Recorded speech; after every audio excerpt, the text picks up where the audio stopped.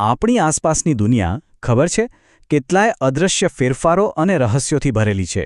આ એવા ફેરફારો છે જે આપણે રોજબરોજ જોઈએ છે, પણ કદાચ તેની પાછળનું વિજ્ઞાન શું છે એ વિચાર્યું નથી.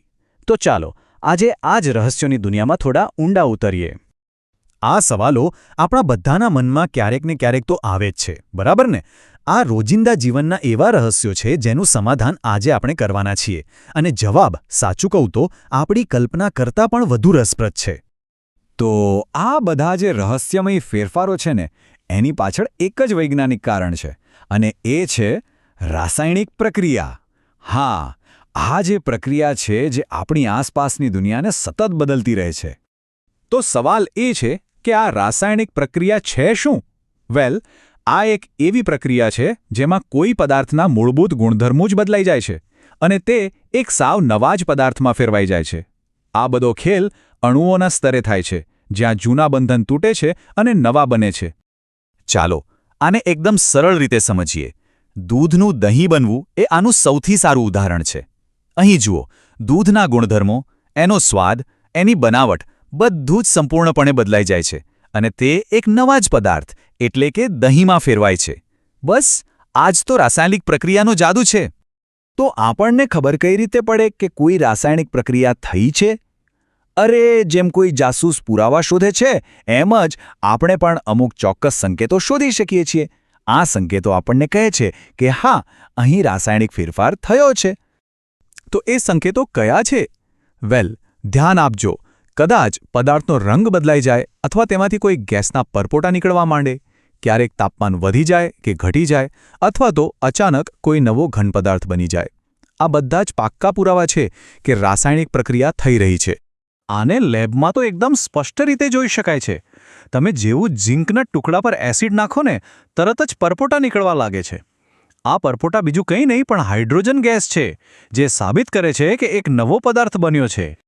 હવે વૈજ્ઞાનિકો આટલી લાંબી પ્રક્રિયાઓને વર્ણવવા માટે કંઈ આખી વાર્તા નથી લખતા.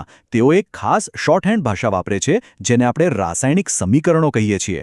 આ સમીકરણો જાણે કે એક કોડવર્ડની જેમ આપણને ચોક્કસપણે કહી દે છે કે પ્રક્રિયામાં શું થઈ રહ્યું છે. પણ આ સમીકરણો લખવા માટે એક ખૂબ જ મહત્વનો નિયમ છે, દ્રવ્ય સંરક્ષણનો નિયમ. એ નિયમ એમ કહે છે કે તમે કોઈ પણ પ્રક્રિયામાં દ્રવ્યને બનાવી કે નષ્ટ કરી શકતા નથી.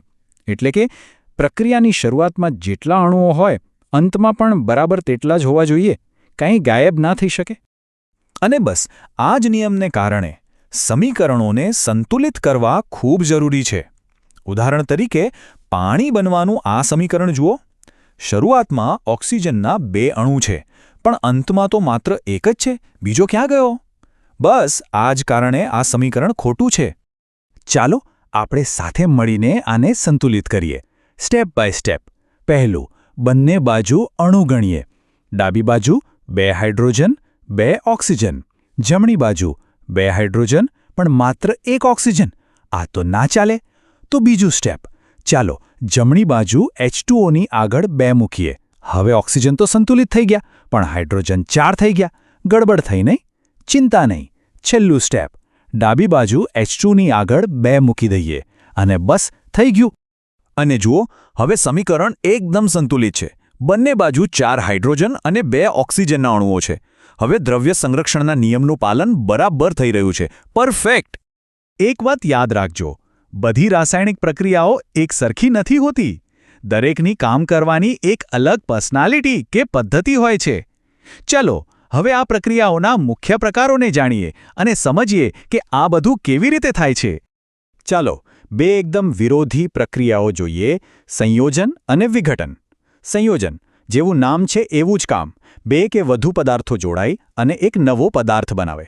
જેમ કે કળી ચૂનો અને પાણી ભેગા થઈને એક થઈ જાય.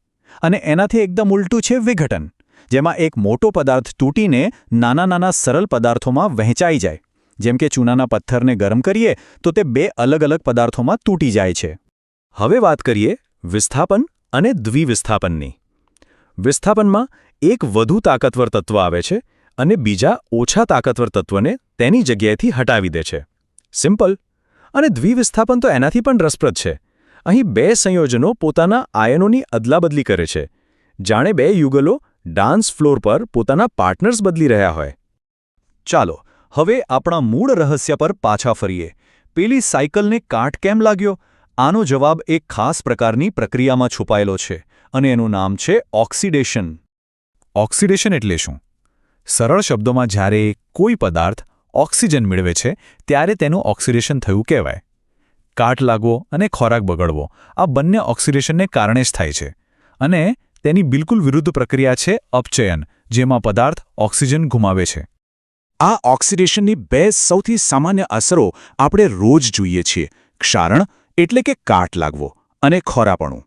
જ્યારે લોખંડ હવા અને ભેજના સંપર્કમાં આવે ત્યારે તેનું ઓક્સિડેશન થાય અને કાટ બને. એવી જ રીતે જ્યારે તેલવાળો ખોરાક ખુલ્લી હવામાં રહે ત્યારે તેનું પણ ઓક્સિડેશન થાય અને તે વાસી થઈ જાય છે. તો શું આપણે આ નુકસાનકારક ઓક્સિડેશનને રોકી શકીએ? હા, બિલકુલ. ધાતુની વસ્તુઓ પર રંગ લગાવીને આપણે તેને હવાના સંપર્કથી બચાવી શકીએ છીએ. અને ખોરાકને લાંબા સમય સારો રાખવા માટે આપણે તેને ફ્રિજમાં મૂકીએ છીએ, કારણ કે ઠંડી જગ્યાએ આ પ્રક્રિયા ખૂબ ધીમી પડી જાય છે. તો લો, આપણો શરૂઆતનો કેસ સોલ્વ થઈ ગયો. કાટ લાગવો એ કોઈ જાદુ નથી, પણ લોખંડ અને ઓક્સિજન વચ્ચે થતી એક સરળ ઓક્સિડેશન પ્રક્રિયાનું જ પરિણામ છે. બધી કડીઓ જોડાઈ ગઈ અને રહસ્ય ખુલી ગયું. તો ચાલો, આટલી બધી જાસૂસી પછી આપણે જે પણ કંઈ શીખ્યા તેનો એક ટૂંકો સારાંશ લઈ લઈએ. આ બધી જાણકારીમાંથી મુખ્ય મુદ્દા કયા છે? આપણે સમજ્યા કે રાસાયણિક પ્રક્રિયા શું છે અને તેને કેવી રીતે ઓળખવી. આપણે સમીકરણોની ગુપ્ત ભાષા શીખી અને તેને સંતુલિત કરતા પણ શીખ્યા. સંયોજન અને વિઘટન જેવા પ્રકારો જાણ્યા અને છેલ્લે ઓક્સિડેશનના રહસ્યને પણ ઉકેલ્યું. આ બધું જ આપણી આસપાસના વિજ્ઞાનને સમજવામાં મદદ કરે છે. તો હવે જ્યારે આપણે આટલું બધું જાણીએ છીએ ત્યારે એક સવાલ હું તમારા માટે છોડું છું.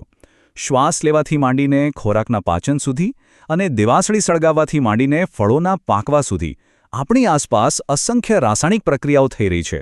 હવે પછી જ્યારે આવો કોઈ ફેરફાર જોવો ત્યારે વિચારજો કે તેની પાછળ કયું વિજ્ઞાન છુપાયેલું છે.